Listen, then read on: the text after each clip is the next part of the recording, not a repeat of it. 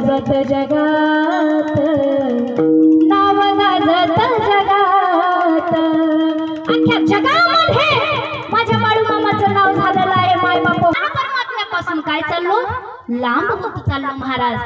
आणि जर आपल्याला काय आवडतं हे जर त्या साधू संतांकडे आपण गेलो तर साधू संत देखील आपल्याला प्रमाण देऊन सांगतात की तुम्ही काय करा, त्या भगवान परमात्म्याची भक्ती करा माय बाप हो, जेणेकरून तो भगवान परमात्मा काय करेल, आपल्यावर कृपा करेल. आता बघा बाळू मामांना काय आवडतं बरं, हे उत्तर तुमच्याकडून अपेक्षित आहे मला.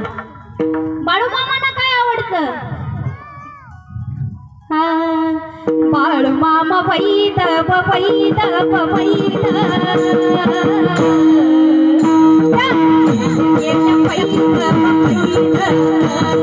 बाळू मामा वैद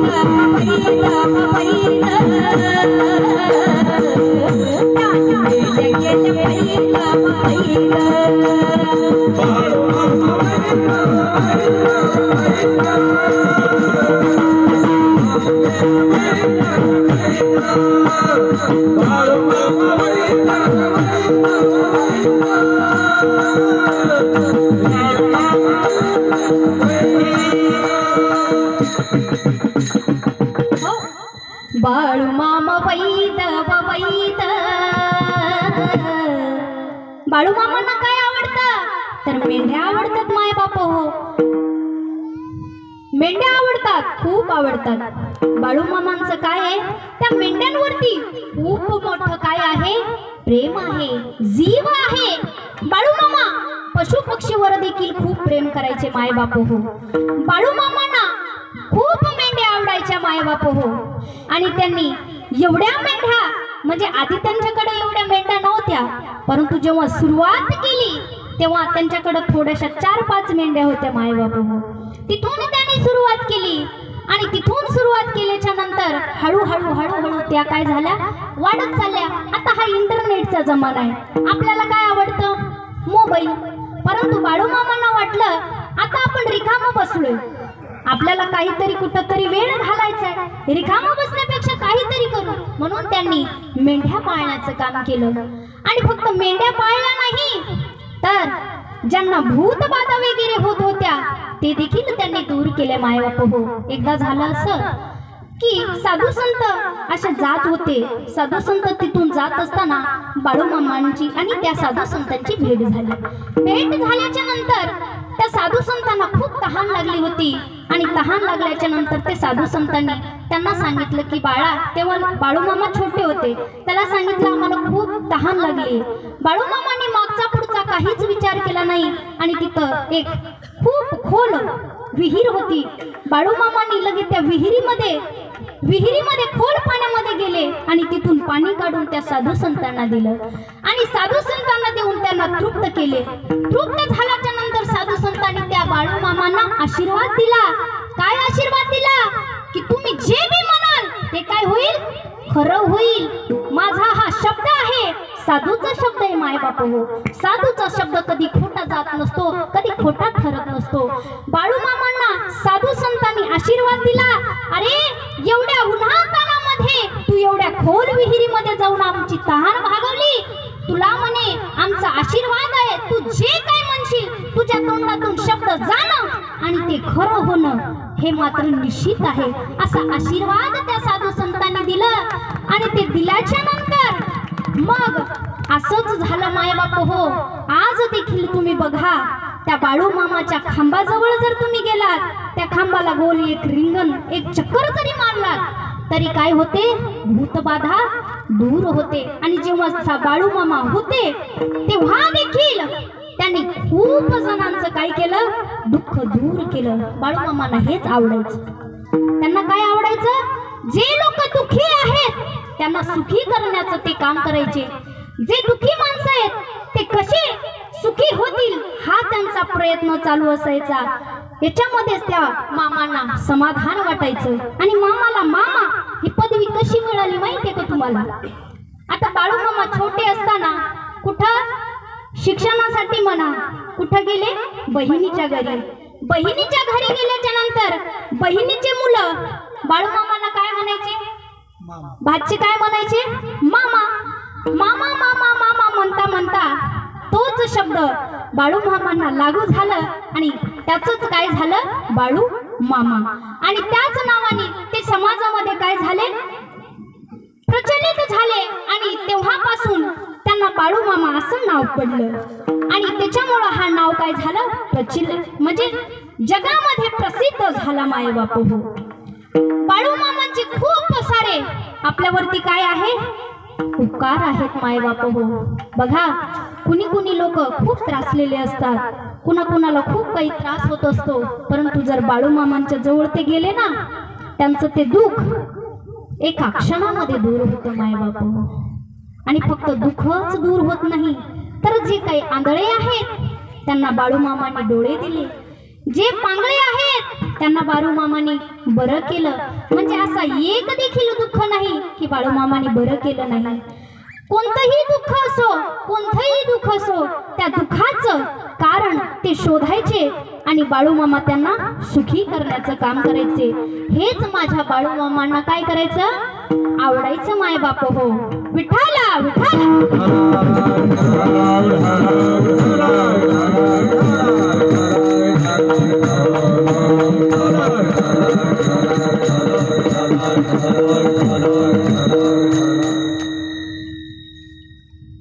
तर शांतीब्रह्म एकनाथ महाराज अभंगाच्या पहिल्या चरणामध्ये सांगतात,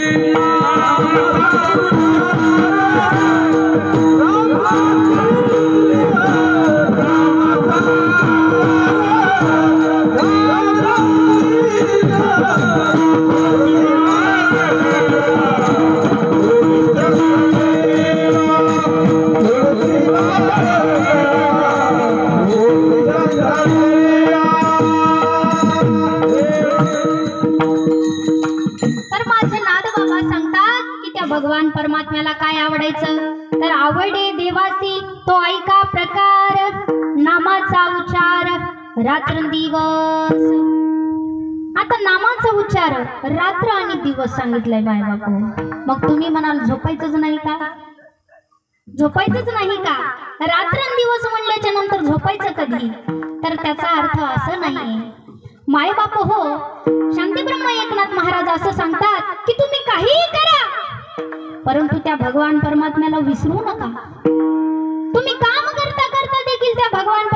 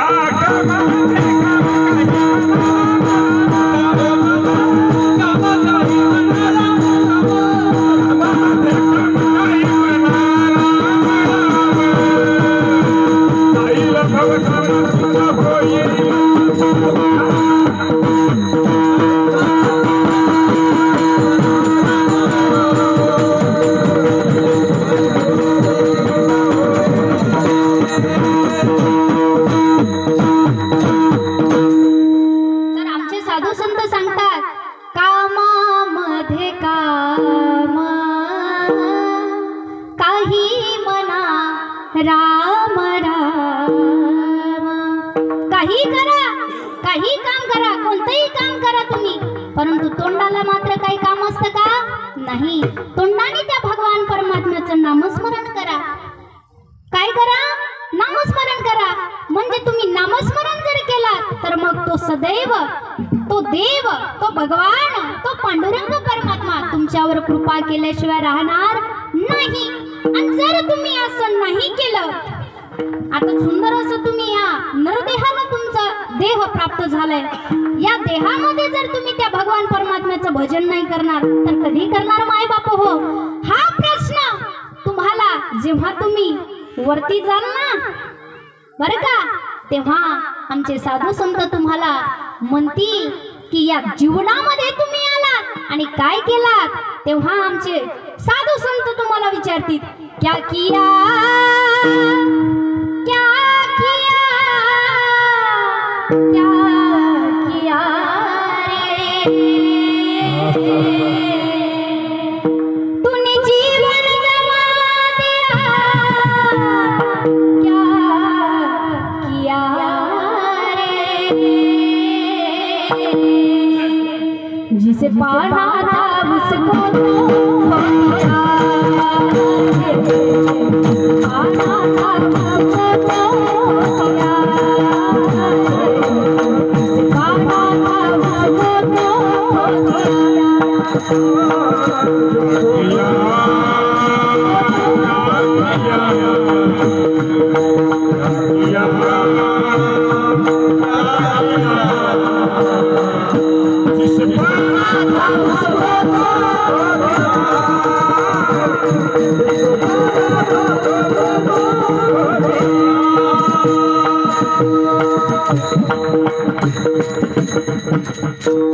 आमचे साधू संत सांगतील की क्या किया, क्या किया, क्या किया रे, सगळं आयुष्य तू इथं घातलं परंतु त्या भगवान परमात्म्याचं चिंतन केलं नाही. तुझ्याकडे पैसे आले परंतु त्या पैशाचं तुला काय झालं? गर्व झालं. पैसों के खातिर करता मिलावट, एकी ओरने की को छोड़ दिया. पैशामुळे महाबाप हो आज लोक दुधामध्ये पाणी टाकतात नाही का? कशामुळं? की पैसा येईल. परंतु त्या दुधामध्ये पाणी किती टाकलं तरी तुम्हाला किती मोबदला मिळेल? लईत लई 100-200चा तुम्हाला फायदा होईल. परंतु चांगलं जर दूध तुम्ही विकलात ना तर माझा भगवान परमात्मा तुम्हाला मोबदला देईल माय बाप. त्याच्यासाठी काय करायचं? जे चांगलं आहे तेच करायचं. या जीवनामध्ये हे आलात ना, सुंदर असं नरदेह तुम्हाला प्राप्त झालंय ना, मग त्याचा चांगलाच काय करायचा? उपयोग करून घ्यायचा.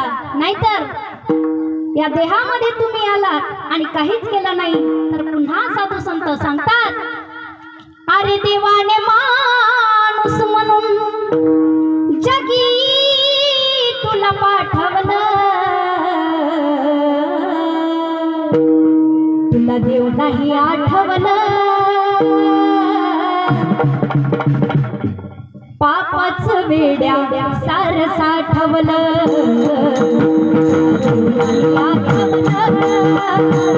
पापाचं वेड्या सार साठवलं,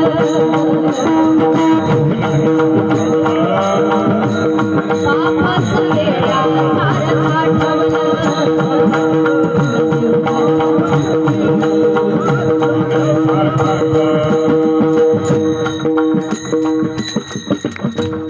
तो भगवान परमात्मा आपल्याला विचारेल, तुला नरदेहामध्ये टाकलं होतं मग तू काय केलं? तर तुला देव नाही आठवलं, पापच वेड्या सार साठवलं. आपण या देहामध्ये आलं परंतु त्याचा उपयोग चांगल्यासाठी करून घ्यायचं माय बाप हो, ते आपल्याकडे आहे. आणि जर असं नाही केलं तर मग आपल्याला काय करावं लागेल? ते दुःख भोगावं लागेल. मग आपल्याला सुखाची प्राप्ती होणार का? नाही. आणि फक्त एवढंच करून चालणार आहे का? तर नाही. आमचे शांती ब्रह्म एकनाथ महाराज अभंगाच्या दुसऱ्या चरणात म्हणतात, गोपी चंदन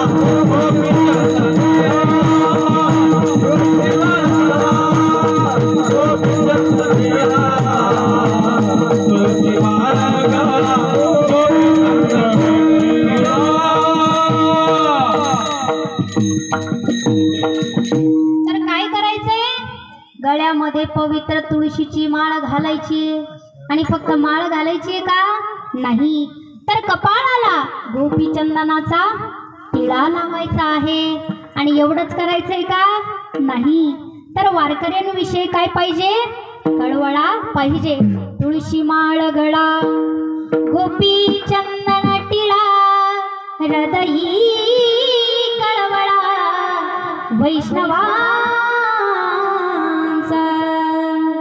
मग काय करायचंय माय बाबा हो गळ्यामध्ये पवित्र तुळशीची माळ घालायची आता बघा लग्न ठरलं माय बाबा हो नाही का महिला मंडळ लग्न झालं तर गळ्यामध्ये काय घालता तुम्ही हा तुळशीची माळ घालता का लग्नामध्ये काय घालतात डोरलं कळलं का आता हा ते आपलं काय आहे लायसन नाही का हा थोड्या हसा तुम्ही कॅमेऱ्यात दिसतायत हा लग्न झाल्याच्या नंतर आपण गळ्यामध्ये मंगळसूत्र घालतो मंगळसूत्र घालायच्या नंतर काय होतं आपण म्हणजे लग्न झालं असं गृहीत होतं महाराज आणि जे लग्न झाल्याच्या नंतर आपण कशामुळे ओळखू येतो गळ्यामध्ये मंगळसूत्र आहे म्हणून आपलं लग्न झालंय हे समजतं पायामध्ये जोडवे ह्याच्यामुळे पण लग्न झालंय हे गृहीत धरलं जातं किंवा समजतं कपाळाला काय लावतो आपण कुंकू लावतो ना महाराज हा कुंकू लावल्यामुळे काय होतं लग्न झालंय हे ओळखू येतं पण आता तुम्ही म्हणाल आवताई तुम्ही काय फक्त आमच्यासाठीच आल्या का इथं का बरं आमच्या मागे लागल्या नाही का बघा आता हे झालं सौभाग्यवती चालली नाही का आता महिला मंडळ कशावरून ओळखू येतात लग्न झालं म्हणून गळ्यामध्ये डोरलं आहे कपाळाला कुंकू आहे अजून पायामध्ये जोडवे आहे परंतु पुरुष मंडळीकडे काय आहे हा काय आहे तुमच्याकडं हे ओळखूच येत नाहीत माय बाप हो हा परंतु ऐका आपल्या गळ्यामध्ये जे डोरलंय ते आपलं लायसन कार्ड आहे नाही का आणि त्या भगवान पांडुरंग परमात्म्याला जर आपलंसं करायचं असेल तर त्याच्यासाठी एकच लायसन कार्ड ते म्हणजे पवित्र तुळशीची माळ जो व्यक्ती पवित्र तुळशीची माळ धारण करतो म्हणजे तो काय झाला पक्का वारकरी आणि नितांत त्या भगवान परमात्म्याचा दास हा तर ऐका तुळशी माळेचं महत्व ऐका आधी तुळशी माळ का धारण करायची एक व्यक्ती होता जंगलामध्ये चालला होता जंगलामध्ये जाता जाता तो गाडी बैलावर जात होता बरं का गाडी बैलावर जात असताना झालं असं मायबाप हो त्या गाडी बैलावरून जात असताना तिथं अजून एक दुसरा व्यक्ती त्या जंगलामध्ये उभा होता आणि तो व्यक्ती चोरटा होता कोण तो चोऱ्या करायचा परंतु तो हुशार चोर होता हुशार म्हणल्यापेक्षा तो भक्त होता देवाचा भक्त होता तो चोऱ्या कोणाचा करायचा माहितीये का लुटायचा, परंतु ज्याच्या गळ्यामध्ये तुळशीची माळ आहे त्याला तो हात लावायचा नाही मायबापू, त्याला सोडून द्यायचा. हा त्याचा नित्यनेम होता, म्हणजे चांगला चोर होता. एक दिवशी झालं असं, त्याला साक्षात भगवान परमात्माच काय झालं भेटल्याच्या नंतर तो गाडीवाला येत होता तिकडून. त्याला त्यांनी सांगितलं की आता हा जो गाडीवाला येणार आहे ह्याचा जीव म्हणे आता यमदूत घेऊन जाणार आहे. आणि ह्याला असं तळमळ चालू झाली मायबाबा. ह्याला वाटलं तुम्ही मला सांगितलं ना, मी त्या गाडीवाल्याला सांगेन वाचवून त्याला. मग ते म्हणले ठीक आहे वाचून बघ. भगवंताची माया आहे. आता ते पुढे आले, गाडीवाला पुढे आला. गाडीवाला पुढे आल्याच्या नंतर झाला असं मायबाप हो, त्या गाडी बैलाचा जो बैल होता त्या बैलाचा जू पडला, म्हणजे गळ्यामधून जू खाली पडला. जू खाली पडल्याच्या नंतर तो गाडीवाला गाडीतून खाली उतरला. खाली उतरल्याच्या नंतर तो जू त्यांनी त्यांच्या म्हणजे त्या बैलाच्या मानेवर टाकला. मानेवर टाकल्याच्या नंतर झालं असं, त्या बैलाने त्याला काय केलं, थोडस असं ढकलल्यामुळे तो खाली पडला. खाली पडल्याच्या नंतर तिथं यमदूत आले त्याचा प्राण घेण्यासाठी. यमदूत आले, बघितलं त्याला खाली पडलेलं, पुन्हा निघून गेले. आता हा बघत होता सगळा पुढचा. त्यांनी सांगितलं अरे तुम्ही तर ह्याला घेऊन जाणार होते म्हणे, आता ह्याला कसं काय घेऊन नाही गेले. मग ते यमदूत म्हणतात अरे बाबा आता हा आमचा गिराईक नाही राहिला. ते म्हणले का, तर म्हणले बघ म्हणे त्याच्या खाली काय आहे. ते म्हणलं काय, तो जिथं पडलाय ना म्हणे, जिथं तो ज्या जागेवर खाली पडलाय त्या जागेवर म्हणे खाली तुळशीचं रोपटय. काय, तुळशीचं रोपटय, त्याच्यावर तो पडलाय. म्हणून आता आम्ही ह्याला घेऊन जाऊ शकत नाही.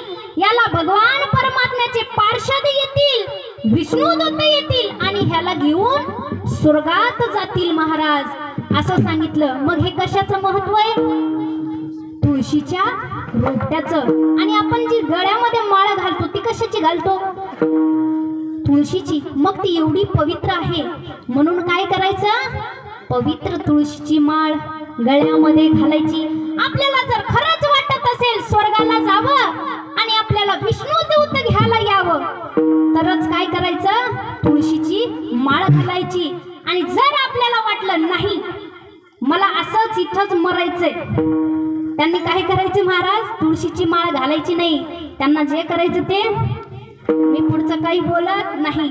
आणि ते जर मेले, ज्यांनी तुळशीची माळ घातली नाही आणि ते जर मेले तर त्यांच्या तोंडामध्ये तुळशीचा पाला देखील घालू नये महाराज. आपल्याकडे पद्धत आहे ना, आपल्या भारत भूमीमध्ये ही पद्धत आहे. माणूस जर मेला तर त्यांचा अंत्यविधी कशाने करतात, तुळशीचा पाला त्याच्या तोंडामध्ये ठेवतात. परंतु जे खातात त्यांच्या तोंडामध्ये ते घालू नये. विठाला विठाला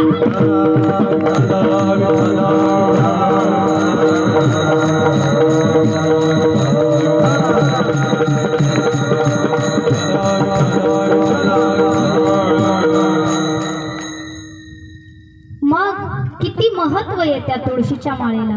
काय लागतं मायबाप हो, फक्त घाला ना तुळशीची माळ गळ्यामध्ये घाला. आपलं जर भाग्य उजळत असेल, आपल्याला जर त्या भगवान परमात्म्याची भेट होत असेल तर तुळशीची माळ घालायला काय हरकत आहे. एवढंच नाही तर फक्त तुळशीची माळच घालून चालणार नाही, तर काय करावं लागेल, कपाळाला गोपीचंदनाचा टिळा लावावा लागेल माहे बाप हो.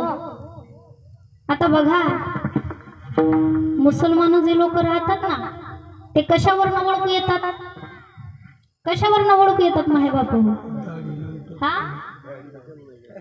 गंधा बघा. आपल्या संस्कृतीमध्ये जो व्यक्ती कपाळाला कुंकू लावतो किंवा चंदनाचा टिळा लावतो, बुक्का लावतो, अष्टगंध लावतो, याच्यावरून आपण काय ओळखतो की हा महाराष्ट्रीयन आहे आणि हा प्युअर वारकरी. हे कशावरून कळतं बघा, कधी कधी माणसांना दिसण्यावरून पण ओळखू येतात, माळकरी आहे की नाही, हा टाळकरी आहे की माळकरी आहे. कशावरून ओळखू येतं, त्यांच्या हावभाव, त्यांच्या पोशाखावरून. आता प्युअर वारकरी असला तर ते काय करतात, धोतर नेसतात, धोतर, चांगला पैजामा आणि डोक्यावरती टोपी. मग याच्यावरून आपण काय ओळखतो की हा काय आहे, वैष्णव आहे, हा वारकरी आहे, हा माझ्या भगवान पांडुरंग परमात्म्याचा निष्ठावंत भक्त आहे. कशावरून ओळखला जातो, त्याच्या पोशाखावरून ना माय बाप हो. म्हणून काय करायचं, कपाळाला गोपीचंदनाचा टिळा लावायचा. आणि हे बघा, गोपीचंदनाचा जर तुम्ही टिळा लावला त्याचा फायदा सांगते तुम्हाला काय. आपलं जे हे कपाळ आहे ना, त्याच्यावरती जेव्हा आपलं जन्म होतो, जन्म 3 दिवस झाले ना आपल्याला, 3 दिवस झाल्याच्या नंतर ती सटवी असते ना, ती आपल्या कपाळावरती आपलं काय लिहायला येते, काय काय लिहायला येते, हा हा कर्म. ते आपले सगळे कर्म लिहायला येते महाराज. आपल्या भविष्यामध्ये काय होणार आहे पुढं, ती त्याच तिसऱ्याच दिवशी सगळे लिहून जाते महाराज त्या कपाळावरती. आणि त्या कपाळावरती ती आपलं सगळं भाग्य लिहून जाते. तेव्हा त्या कपाळावरती जर आपण गोपीचंदनाचा टिळा लावला तर तो कपाळावरचा जो लिहिलेला लेखा आहे ना माय बाप हो, ते बदलण्याचं काम हा चंदन शीतल असतो माय बाप हो, तो करत असतो. आणि एवढंच नाही, या कपाळावरती आपण जर बाळू मामाचा भंडारा लावला तर त्या भंडाऱ्यामध्ये जर एवढी ताकद आहे की आपल्या नशिबामध्ये जे काही वाईट घडणार आहे ते सुधारण्याचं काम हा भंडारा करत असतो माय बाप हो. या भंडाऱ्यामध्ये एवढी ताकद आहे, ती जर आपण कपाळावरती लावली तर आपलं भाग्याचं उदय झाल्याशिवाय राहणार नाही, आपलं नशीब बदलल्याशिवाय राहणार नाही. म्हणून कपाळावरती काय लावायचं, गंध लावायचा, भंडारा लावायचा, आणि काय लावायचं, शीतल चंदन लावायचं. चंदन शीतल असतं माय बाप हो. जर कपाळावरती लावलं तर तो आपल्याला शीतल करण्याचं काम करतो. कारण की मनुष्याची बुद्धी खूप चंचल असते. मनुष्याची बुद्धी इकडं तिकडं इकडं तिकडं इकडं तिकडं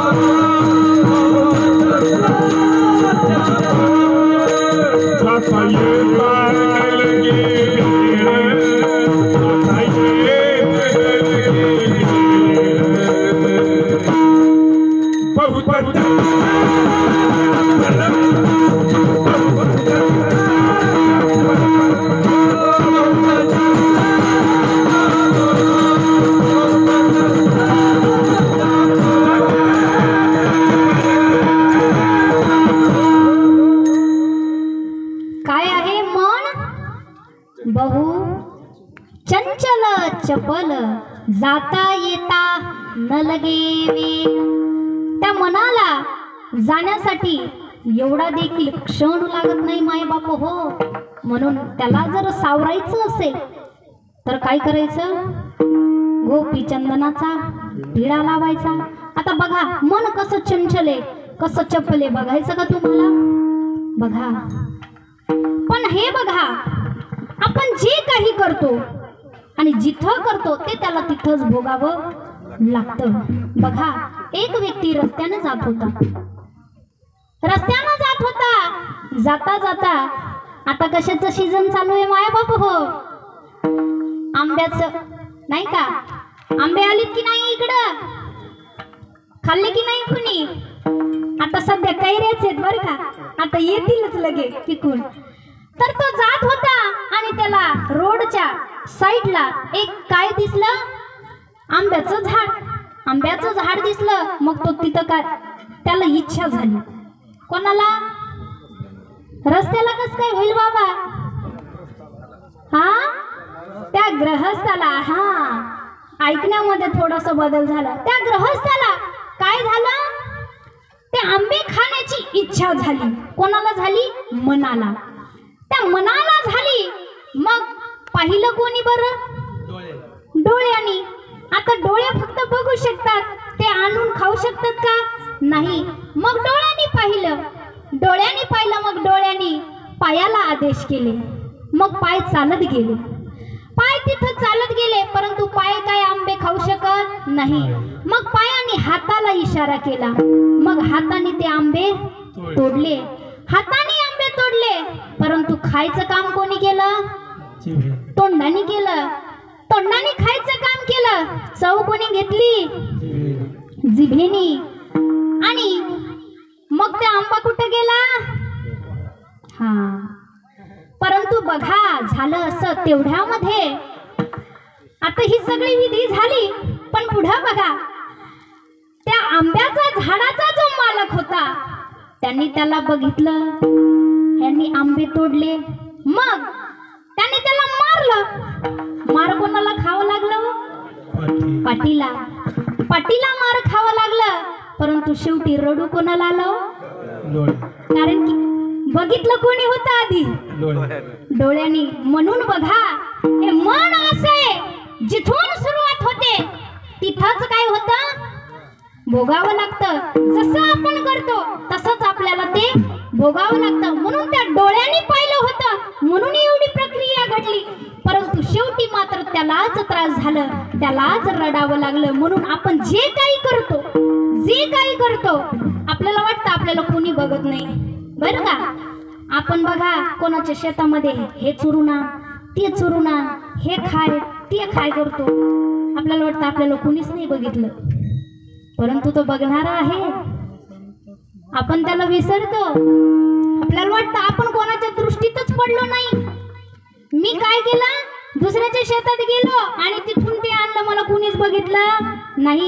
परंतु तो वरून बघतो, माय बाप हो, इथं जरी तुम्हाला शिक्षा नाही झाली, परंतु जायच्या वेळेस मात्र ते भोगावंच लागतं. म्हणून काय करायचं? मनाला आवरायचं आणि त्या मनाला कंट्रोल मध्ये करायचं ना. त्या मनाला काय करायला लावायचं? या वारकरी संप्रदायामध्ये मोडायला लावायचं, माय बाप हो. त्याला कपाळाला गोपीचंदनाचा टिळा लावायला सांगायचं, भस्म लावायला सांगायचं, माय बाप हो, नाही का? काही करा, परंतु काय करा? त्या मनाला आवरा आणि हे सगळ्या जे काही प्रक्रिया आहेत त्या करायला लावा. तरच आपल्याला काय होईल? मोक्ष प्राप्त होईल. म्हणून काय करायचं? तुळशी माळ गळा, गोपी चंदन टिळा. आणि एवढंच करून चालणार नाही, तर हृदयी कळवळा वैष्णवांचा. वैष्णव कोणाला म्हणायचं बरं? जो त्या भगवान परमात्म्याचा भक्त आहे, त्याला त्या भगवान परमात्म्याची काय आहे? वैष्णव तुमन जया, वैष्णव तुमन जया,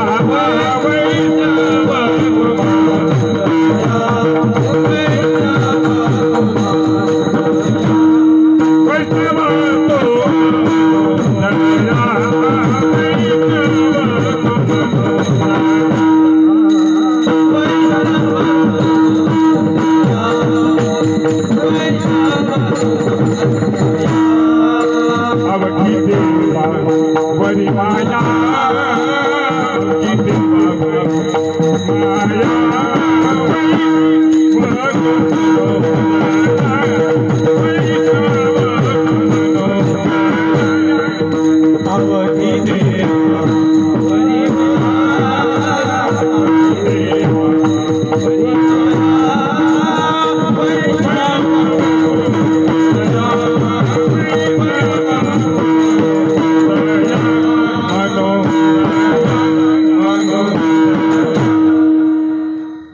वैष्णव तो मनुजया,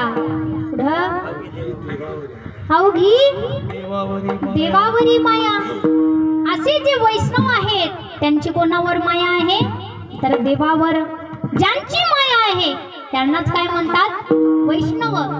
वैष्णव जन तो तेने काही जे पीड पराई जाने. वैष्णव जन तो तेरे कहिए पीड़ बराई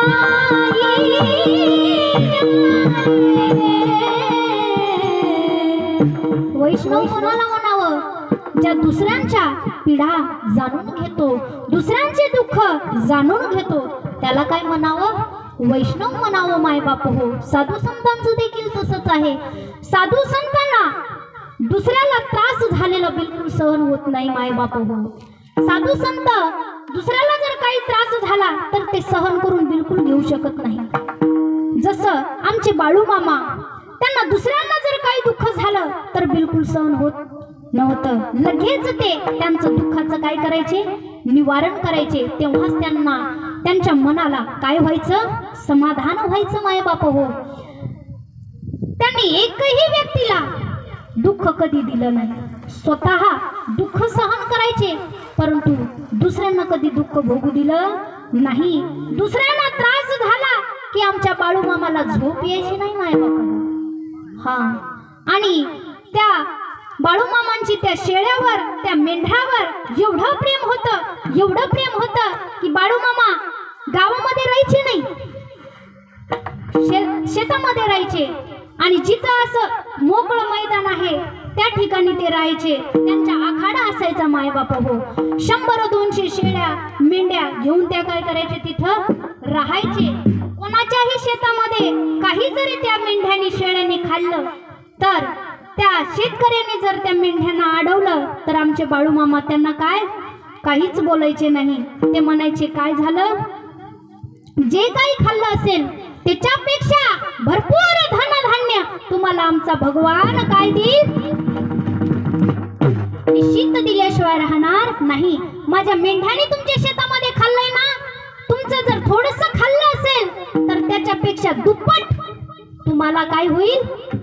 धान्य होईल. म्हणून आमचे बाबा सदैव दुसऱ्यांचं काय करत आले?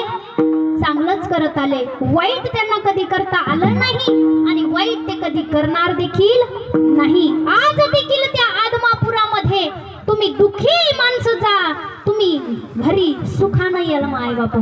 हसतच तुम्ही घरी येणार, तुम्हाला दुःख कुठंच होणार नाही. एवढी ताकद माझ्या बाळू मामामध्ये आहे माय बापू. शेळ्यांवर, मेंढ्यावर ते एवढे नितांत प्रेम करायचे की जनावरांना, पशु पक्ष्यांना त्रास झालेला त्यांना सहन व्हायचं नाही. त्यांच्यासाठी ते राबायचे, लोकांचे बोलणे खायचे माय बाप हो. परंतु त्या वासरांना, त्या गायींना, त्या पिलांना ते सोडून कुठंच गेले नाही. जंगलामध्ये राहिले, शेतामध्ये राहिले, परंतु दुःख सहन केलं, परंतु त्या पशु पक्ष्यांना कधीच दुःख होऊ दिलं नाही. शेवटी ते सांगायचे की माझे पशु पक्षी जे काही आहे, मी जरी नसलो तरी तुम्ही यांचं काय करा? सांभाळ करा. एवढं ते आपल्याला सांगून गेले माय बाप हो. म्हणून काय करायचं? पशु पक्ष्यांची सेवा करायची. बघा, आपण कोण आहोत? माणसं आहोत. आपलं जर देह एकदा गेलं माय बाप हो तर आपलं देह कुठं कामा येतो? आपलं शरीर जर समजा एखाद्या वेळेस एखादा माणूस गेला तर आपण त्याला घरामध्ये किती वेळ ठेवतो? हा, लगेच विधी उरकवतो आपण. लगेच पटापटा ह्याला फोन लाव, त्याला फोन लाव, ह्याला बोलव, त्याला बोलव. 5 मिनिटात कार्यक्रम आवरतो माय बाप, नाही का? जर लई लांबचे जर पाहुणे असतील, त्यांना येण्यापर्यंत कोणीतरी थांबतं, नाहीतर त्यांना जर उशीर झाला तर त्यांच्या अगोदरच त्यांचं उरकतं. आपलंही तसंच होणार आहे बरं का? हा, लक्षात ठेवा, आपलं देखील तसंच होणार आहे. परंतु बघा, हे जे वासरं आहेत, हे जे गायी, हे जे काय बैल आहेत, हे जे काय शेळ्या आहेत, हे जे काय मेंढ्या आहेत, त्या जरी दुर्दैवानं त्यांना काही झालं तर त्या आपल्याला मोबदला देऊन जातात. कळलं ना तुम्हाला? आपलं देह एकदा जर गेला, जळाला, तर आपली राग देखील काही कामा येत नाही. परंतु त्या मेंढऱ्यांचं, त्यांचं जे ते काय म्हणतात कातडं, ते कातडं आपल्याला पखवाजाला काय करता येतं महाराज? वादी म्हणून कामाला येतं. त्या पखवाजाच्या धूमपानाला कातडं म्हणून ते चांबडं म्हणून त्याचं काय केलं जातं, वापरलं जातं महाराज. म्हणजे त्यांचं काहीच वाया जात नाही. एवढे ते पशु पक्षी काय आहेत आपल्याला म्हणजे आवडतात ते तर आहे, परंतु ते पशु पक्षी एवढे आपल्याला काय देतात, काय देऊन जातात. हा, ते आपल्याला फायदा करून देतात माय बाप हो. आपल्या जीवाचं कोणाला काही घेणं देणं नाही ना आपला काही फायदाही नाही. परंतु पशु पक्षी जरी एकदा गेले तर त्यांच्या सगळ्या देहाचं, त्यांच्या शरीराचं आपल्याला काही ना काही अवयव आपल्या प्रत्येक कामामध्ये आपल्याला ते काय येतं, कामी येतं माय बाप हो. म्हणून आमचे बाळू मामा मेंढ्यांच्यावर काय करायचे, नितांत प्रेम करायचे. त्यांच्यावरती काय करायचे, आपला सगळा देह त्याच्यासाठी त्यांनी घालवलं माय बाप हो. त्यांच्यासाठी त्यांनी सगळा देह घालवला आणि शेवटी जाता जाता देखील ते सांगून गेले की माझ्या मेंढ्यांचं काय करा, तुम्ही पालन पोषण करा, सांभाळा, यांच्यामध्ये खंड पडू देऊ नका, उलट वाढत चला, परंतु ह्याच्यात खंड पडू देऊ नका.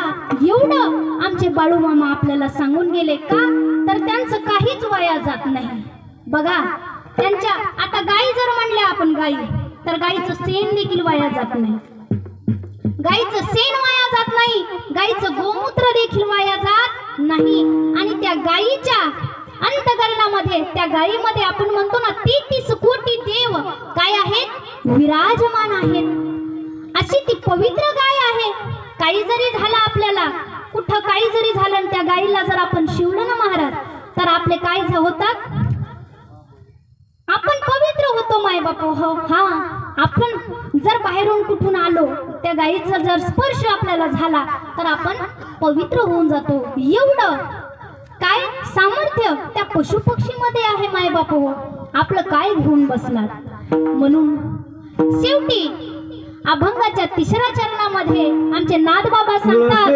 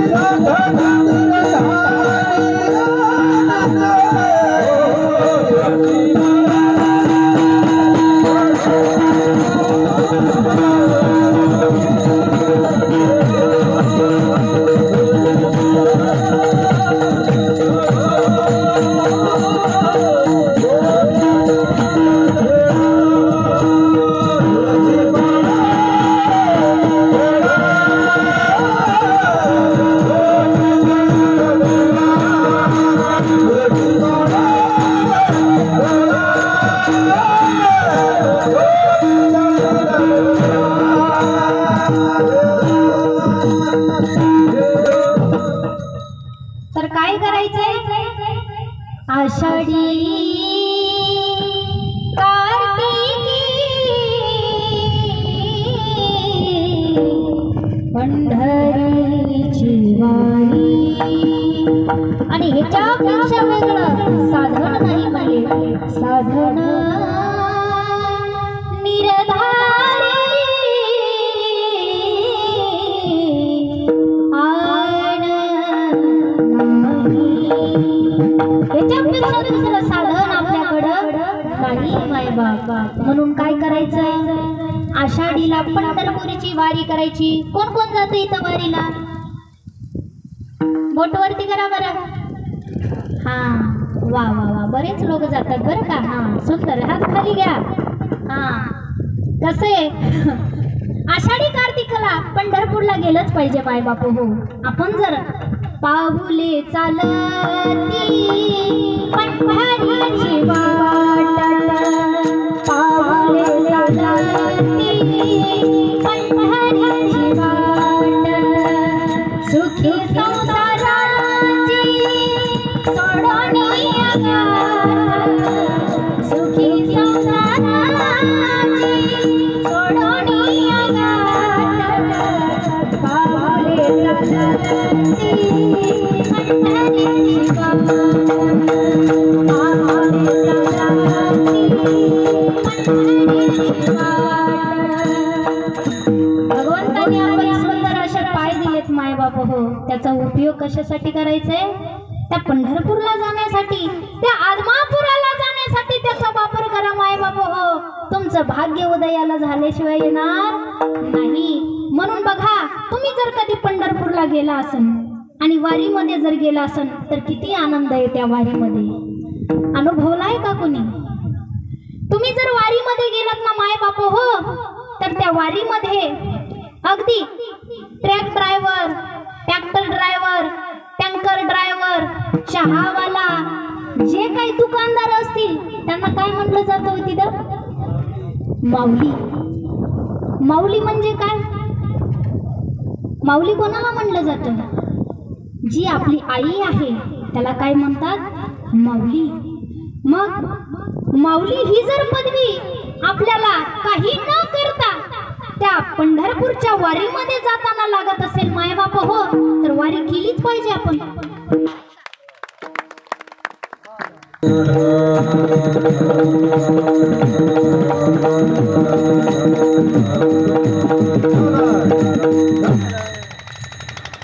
तर पंढरपूरला आपण गेलंच पाहिजे का तर आपला जो सुखी संसार आहे तो सोडून आपण त्या पंढरपूरची काय धरतो मायबाप हो वाट धरतो आणि आपण जरी आपला संसार सोडून त्या पंढरपूरला गेलो तर आपलं सगळं बागचं जे काम आहे तो भगवान पांडुरंग परमात्मा केल्याशिवाय राहत नाही कारण की त्याला सगळी जाणीव आहे जाणीव नेणीव नेने भगवंता तिष्ठे भाव भक्ती देखोनिया आपली भक्ती जर तेवढी असली ना मायबाप हो तुम्ही जर त्या भगवान पांडुरंग परमात्म्याच्या वारीमध्ये सगळा आपला संसार उघड्यावरती सोडून गेलात तर त्याला काय आहे काळजी आहे तसंच माझे चोखोबाराय त्यांनी काय केलं मायबाप हो त्यांची पत्नी बाळातीन होणार होती परंतु माझ्या चोखोबाराया कधीच वारी चुकवायची नाही ते वारीला गेले वारीला जात असताना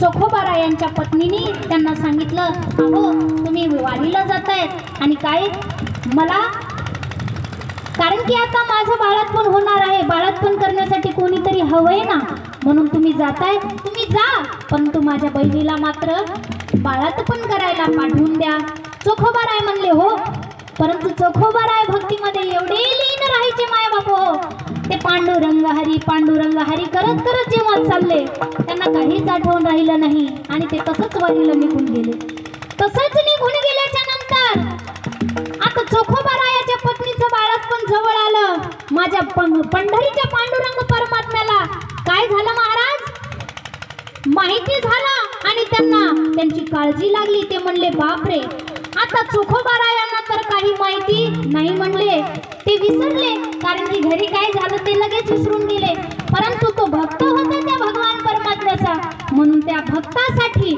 त्या भगवान परमात्म्याला काय लागतं धावून यावं लागतं म्हणून चोखोबाची बहीण झाला सारंगधार वहिनी उघडा दार हाका मारी.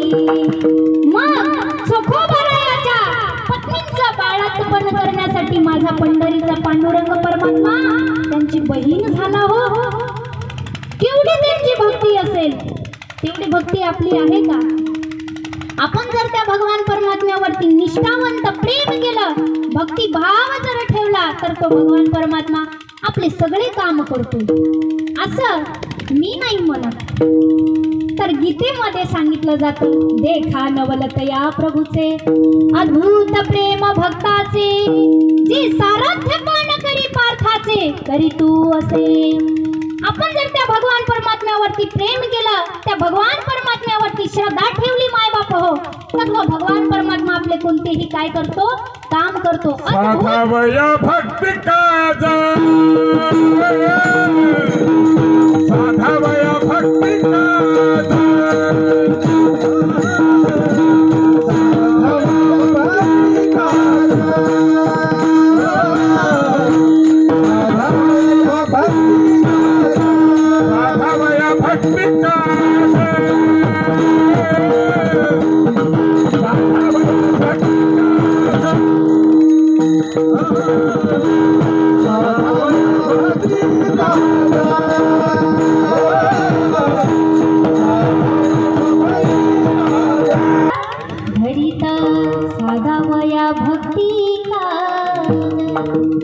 जो भक्त निष्ठावंत भक्ती त्या भगवान परमात्म्यावर करतो, त्याचं काम करण्यासाठी माझा भगवान परमात्मा लाजत नाही, त्याचे कोणतेही काम करतो. असे माझे भगवान परमात्मा काय आहेत, अद्भुत आहेत. अद्भुत ते प्रेम करतात भक्तावर. कसं प्रेम करतात म्हणले, अद्भुत. अद्भुत म्हणजे काय, ज्यावर ज्या बोलण्यावर आपला विश्वासच बसत नाही त्याला म्हणतात अद्भुत. कशाला म्हणतात, ज्या बोलण्यावर आपला विश्वास बसत नाही त्याला काय म्हणतात, अद्भुत प्रेम. मग तो भगवान परमात्मा कसा प्रेम करतो, तर अद्भुत असं प्रेम करतो. आणि फक्त प्रेम करतो असं नाही, तर सगळे काम देखील करतो. चोखोबाची पत्नीचं बाळातपण केलं माय बाप हो, अर्जुनाची बायको झाला भगवान परमात्मा. एवढंच नाही, तर अर्जुनाच्या भक्तीमुळं माझा भगवान परमात्मा अर्जुनाची घोडे धुतली अनंते. अर्जुनाची घोडे धुतली महाराज, अर्जुनाच्या घोड्याचा खराळा केला माय बाप हो. कशामुळं, त्याची भक्ती तेवढी होती. म्हणून काय करायचं, आषाढी कार्तिकी पंढरीची वारी, आणि ह्याच्यापेक्षा दुसरं साधनच दुसरं कोणतं नाही, असे माझे नाथ बाबा काय म्हणतात, एक जनार्दनी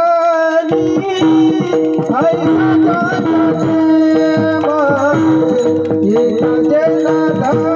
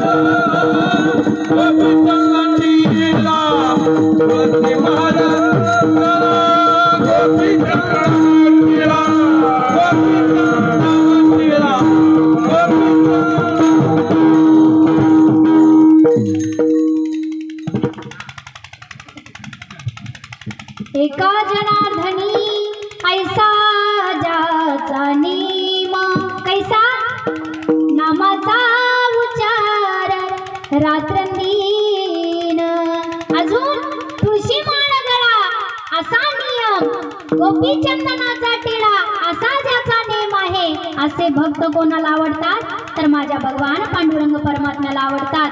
आणि एवढंच नाही तर जो आषाढी कार्तिकीला पंढरपूरची वारी करतो असे भक्त असा ज्याचा नेम आहे असे भक्त कोणाला आवडतात मला आवडतात असं आमचे नाथ बाबा या अभंगामध्ये सांगतात। माय बाप हो विठोबा रखुमाई विठोबा रखुमाई विठोबा रखुमाई। तर असा ज्याचा नेम आहे ते भक्त कोणाला आवडतात तर त्या देवाला आवडतात। हा झाला काय अभंग। मायबाप हो झालेली सेवा पांडुरंग परमात्म्याच्या चरणी बाळूमामाच्या चरणी अर्पण करते आणि सेवेला पूर्ण विराम देते। जाता जाता एक शब्द सांगून जाते मायबाप हो तेवढं मात्र लक्षात ठेवा। आमचे जे तात्या आहेत कोंडी भाऊ माने यांनी असा निश्चय केलाय असा त्यांनी प्रण केलेला आहे की हा मंदिर काय करणार आहे बाळूमामाचं ते बांधल्याशिवाय राहणार नाही आणि त्याच्यासाठी सगळ्यांनी काय करायचंय सहकार्य करायचंय। म्हणून या बाळूमामांसारखं दुसरं या जगामध्ये कोणी देव नाही। या बाळूमामाचं नाव अख्ख्या महाराष्ट्रभर गाजतंय म्हणून माझ्या